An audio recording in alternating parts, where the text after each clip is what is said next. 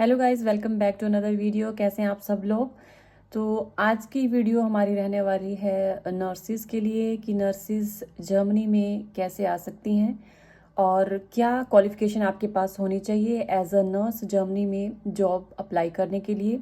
And language की बात करेंगे, यानी कि लैंग्वेज में आपके पास कौन सा लेवल होना चाहिए, और ये सभी चीज़ें हम डिस्कस करने वाले हैं इससे रिलेटेड। और क्या क्या और अदर डॉक्यूमेंट्स हैं जो आपको रिक्वायर रहेंगे अप्लाई करने के लिए।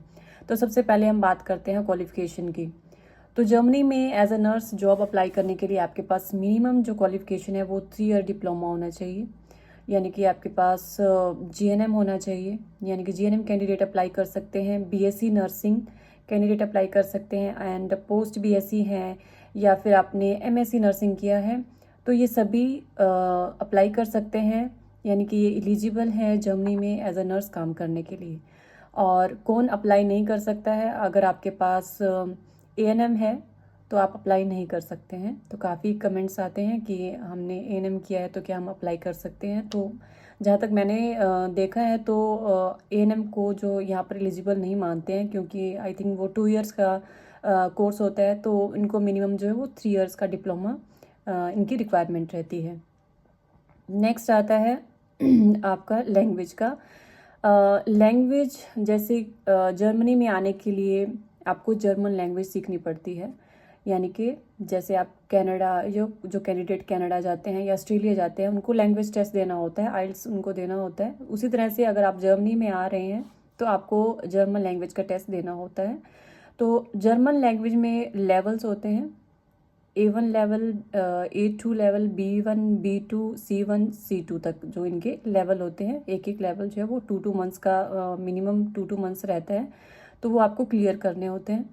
तो नर्सिंग के लिए जो मिनिमम रिक्वायरमेंट है, जो जर्मन लेवल है, उनका रिक्वायरमेंट है B1, यानी कि अगर आपके पास B1 है तो आप जॉब के लिए अप्लाई कर सकते हैं और आपको कोई एक्सपीरियंस रिक्वायरमेंट नहीं है, यानी कि आपने जस्ट नर्सिंग कंप्लीट किया है और आपके पास B1 का सर्टिफिकेट है तो आप फुल्ली एलिजिबल हैं। आपको उसी टाइम आपको जॉब मिल जाएगी और आगे आपको यहाँ पर जर्मनी में आकर के कोई एक्स्ट्रा स्टडी नहीं करनी है।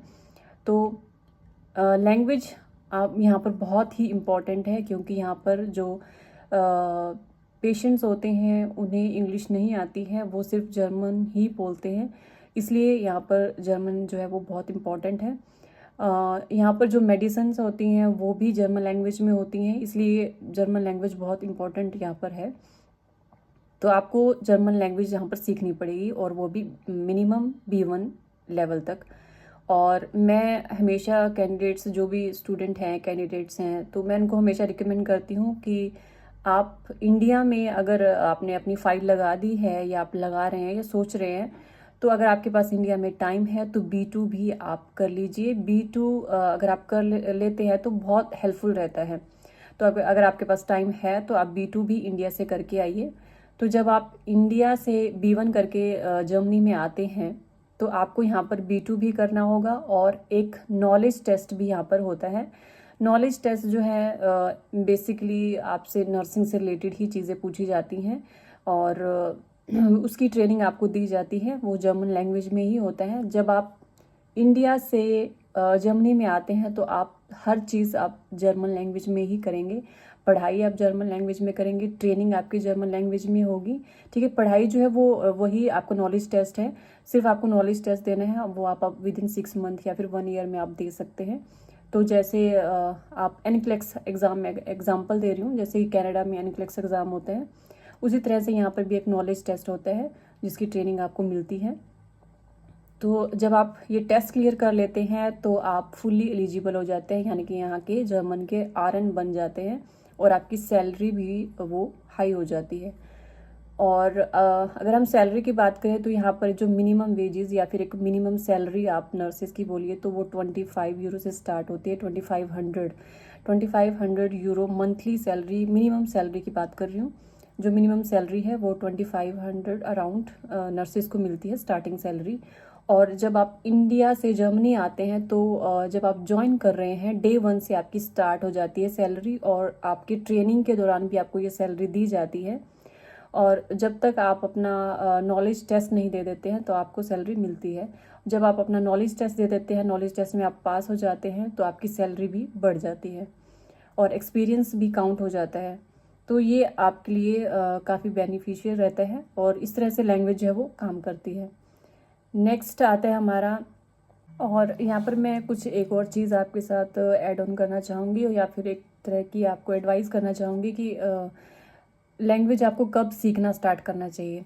अगर आप जीएनएम कैंडिडेट हैं और आप थर्ड ईयर में हैं तो आप अपना लैंग्वेज स्टार्ट कर सकते हैं, क्योंकि लैंग्वेज सीखने में जो टाइम लगता है, अगर आप B1 तक आप कर रहे हैं, लैंग्वेज को करना ही है आपने B1 तक, अगर आप जर्मनी में काम करना चाहते हैं तो आपको B1 सीखने के लिए कम से कम आपको 6 मंथ लग जाते हैं।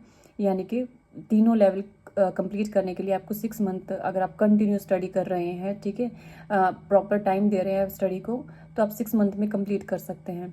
तो अगर आप फाइनल ईयर में हैं तो आप अपना लैंग्वेज स्टार्ट कर सकते हैं। जैसे ही आपकी डिग्री जो है, डिप्लोमा जो है वो कंप्लीट होता है, उसके साथ आपके पास लैंग्वेज सर्टिफिकेट भी होगा, तो आपका टाइम जो है वो काफ़ी बच जाता है।